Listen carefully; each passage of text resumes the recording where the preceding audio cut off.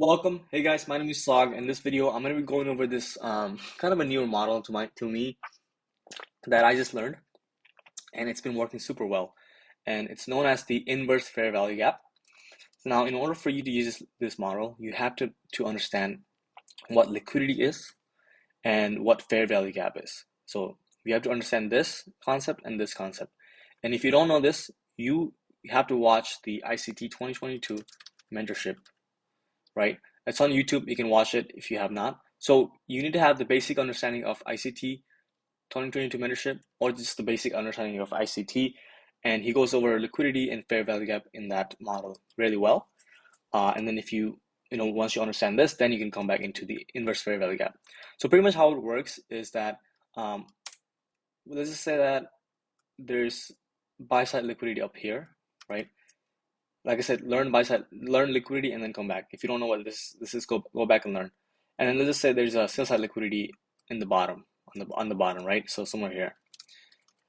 And let's say price is currently trading, and the price trading like this, and it takes out the sell side liquidity, and then it makes it move higher. Now, what do we do? Well, price just took out the sell side liquidity right here. It took it out. Now the only liquidity left for it to take out is this buy side liquidity, right? So that's why it's important to know where the next liquidity is. If you don't know the liquidity, then this model might not work well for you. But if you do, then it works really well. So this is the buy side liquidity. This is the sell side liquidity. Sell side just got taken out. Now it's going for the buy side liquidity, right? So how this works is that let's just say that price took out the buy side liquidity, sorry, the sell side liquidity. Now it's going for the sell side, right? So what happens is that once the sell side gets taken out, we wait for a bullish fair value to get, sorry, the bearish fair value to form, right? So a bearish fair value gap forms right here, right at this range or this swing. So what a lot of trader will do is they're gonna say, oh yeah, bearish fair value gap. Now I'm gonna enter for short because it's gonna go down into this sell side liquidity, um, right? But why would it do that? Because it already took out this sell side liquidity. Why would it take out this liquidity right away? It needs to go to the buy side liquidity before coming down for more sell sides, right? So a lot of trader will enter short at this fair value gap. But what we do with this model, this inverse fair value gap, is we wait for this bearish fair value gap to get plunged through, disrespected, and then we wait for a fair value gap inside of this fair value gap, or you can wait for like an order block or any kind of PDRAs inside of this fair value gap that just got disrespected, and then we look for entry to go higher. So we look for price to come back into this new fair value gap, right? This bullish fair value gap, take an entry here, and then profit target is the sell side, buy side liquidity. So that's pretty much it. Now let me show you what it looks like in the real price action. So this is a great example that I took this morning on the 2 minute time frame.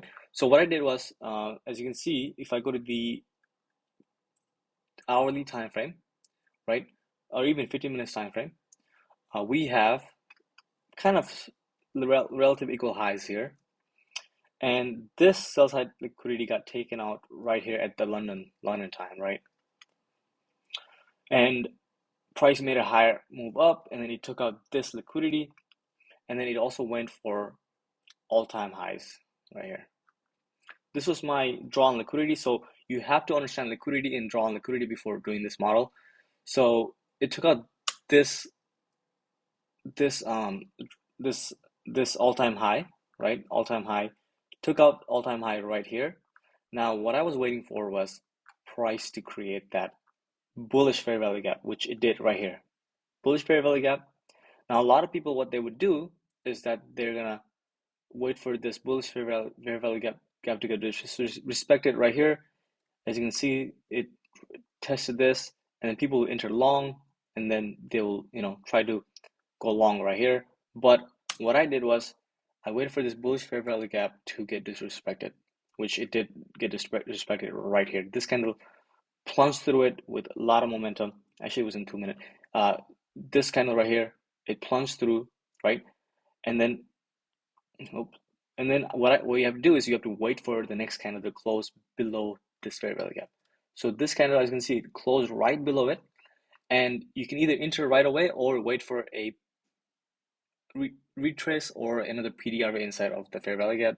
So now this bullish fair value gap got disrespected, but it formed another bearish fair value gap inside of it. So what I did was I waited for this right here to retest, enter right when it retests this bearish fair value gap.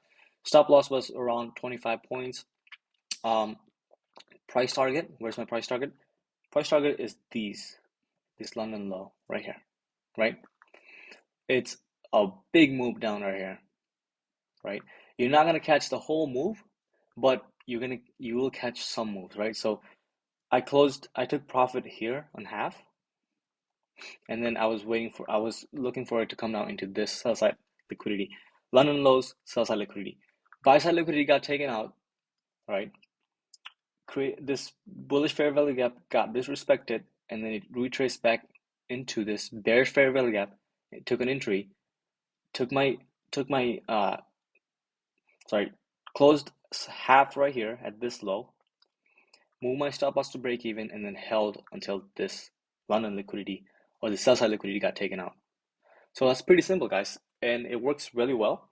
But like I said, you have to understand the liquidity, and you have to understand the fair value gap. So make sure you watch that ICT 2022 mentorship video before doing this. All right, thanks, guys.